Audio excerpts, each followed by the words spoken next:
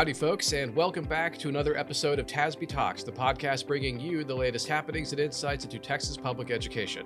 I'm your host, Matt Mitchell, Senior Communications Specialist here at TASB, and I am joined once again by Docs Gonzalez, Division Director of TASB Governmental Relations. Docs, how are you? I'm doing great. Thanks for having me. Of course.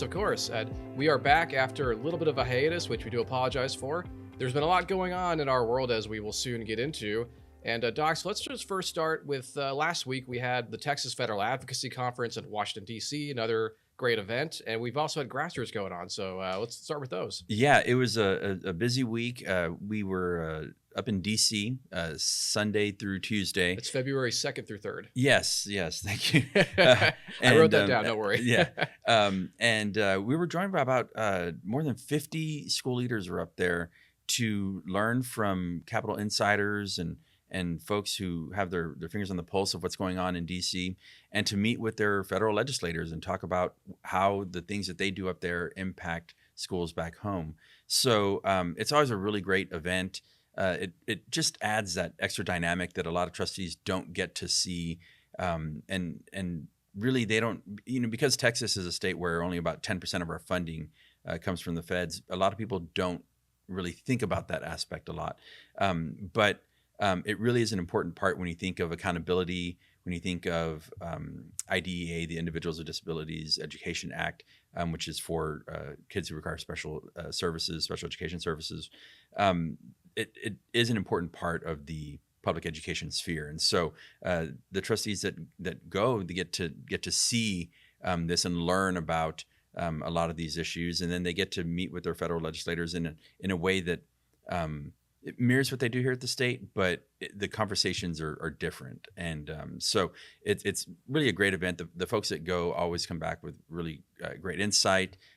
They're always raving about it on the flight home. So it's fun to come back with them on the plane. But it was a great turnout too. I mean, there were, like you said, over 50 trustees there. We were both there, and it was historically cold in DC. It was it was in the 20s the whole time we were there. Was mountains of snow everywhere. Yeah, but that didn't. I mean, clearly the trustees that want to come to this event, they recognize the importance of it. So that was great to see. Yeah, I mean, the wind chill was like 6 degrees on Sunday night. It was much too cold for a Valley kid like me. But yeah, you see the engagement in these trustees and their desire to learn and to really be involved in these discussions. So it is always just a really great thing to see. And then we came back on Tuesday and went right into grassroots. We were in Pearland on Wednesday night, and then up in Henderson in Region 7 on Thursday. And so it was really great, and it was really cool to see a lot of the same folks that we saw in DC at these meetings.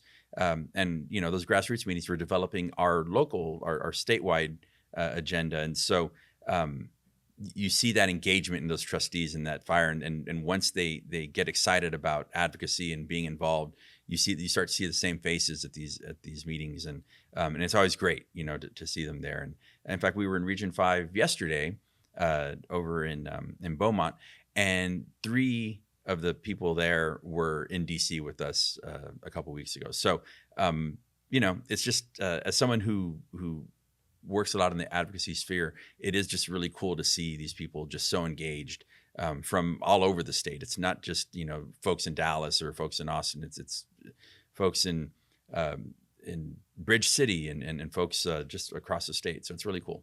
As we sit here on February 12th now, we've got about 5 or 6 grassroots meetings left. And if you're listening and your region hasn't held their meeting yet, you can register online at tasb.org/training-events.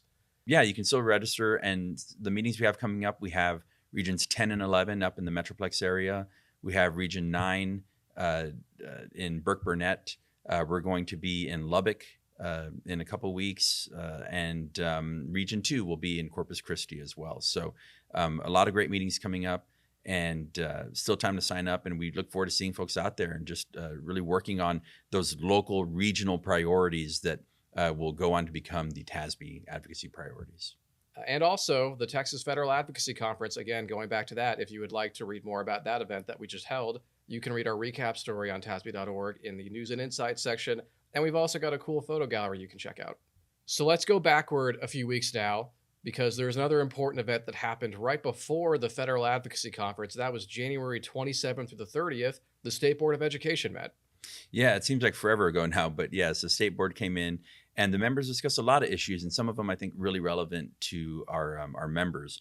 Um, for one, they did, just kind of as in every meeting, they get an update from Commissioner Morath, and he did mention that the TA annual report is out. And that is a really useful tool for just going and seeing, budget information, important legislation that is impacting public schools, just big things that have happened over the year. So it's a good recap for folks to go and just kind of peruse. But they discussed some things like training for school board members. School board members are now required to receive training on parental rights, and they considered a first draft of those rules that would require for new trustees 5 hours of additional training, and for experienced trustees 3 hours of additional training on parental rights. And so there was a lot of debate around how long that training should be. Was that the right amount of time or not? Really, what I think where they landed is they kind of move forward with this proposed plan. They still have work to do around it, so it's not like it's a done deal. But they're going to start from there and then maybe see what that training might look like, do some more research into it, and then see if it might need to change later. So there is still time for trustees to call their State Board of Education members to provide their feedback on these issues. So that was one thing they discussed. They talked about a proposed statewide list of literary works that will be used in school ELA classes. That wasn't finalized either. There was a lot of debate, as you might imagine, of what books should be in and what books should not be in. And so there were a few things that were not finished. And so the SBOE will be having another meeting February 25th and 26th to kind of address some of these issues before they head into their next regularly scheduled meeting. Another thing they discussed were charter applications. So there were 18 charter applications submitted back in November, and the commissioner will be deciding which ones to approve or not approve.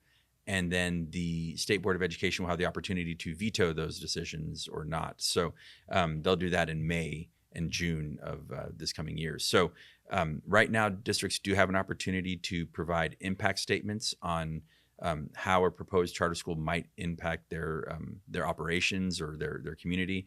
So there's a lot more information in the TASB legislative report, and there are links to go in and find the applications and what charters might affect certain districts. So you can go there, or you can also go to the TEA website and find information there as well. But that is something that is very, very important to some of our members out there.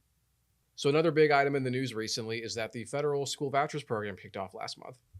Yeah. So what happened was there's a federal tax credit scholarship program now, and it allows individuals to donate to scholarship granting nonprofits to provide funds to kids for private school tuition, for special education services, for tutoring services.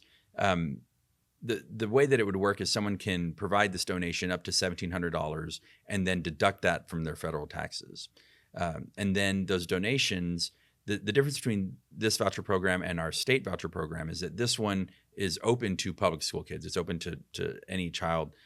And so a public school child could use it for tutoring services or for supplemental special education services, so things like that. So that is a little wrinkle that is different from our program here in Texas.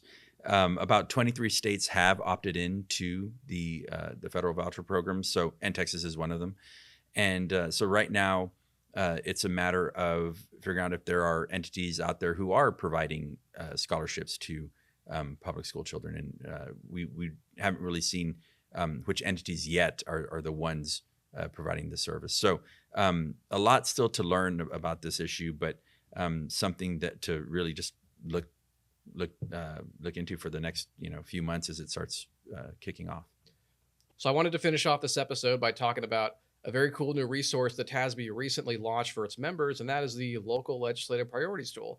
And Doc, since you and your team had a hand in its development, do you think you could touch on that a little bit for us, for those listening? Yeah, so what it is we went through and through the power of technology, found which districts had local priorities, advocacy priorities on their websites, and captured all of that data.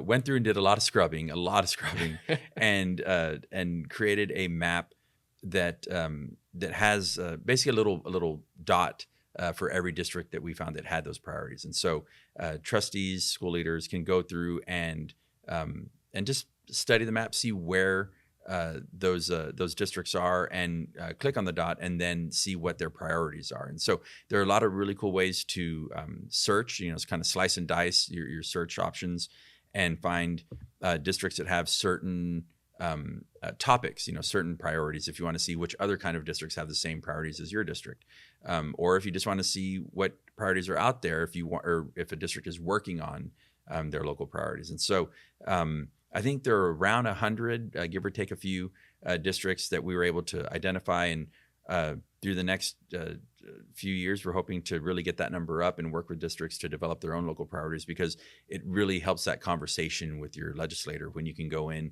and have a clear, defined set of things that you're looking to accomplish. And it's kind of, in a way, it's sort of a companion tool to the District Data Overview, which we also launched last year.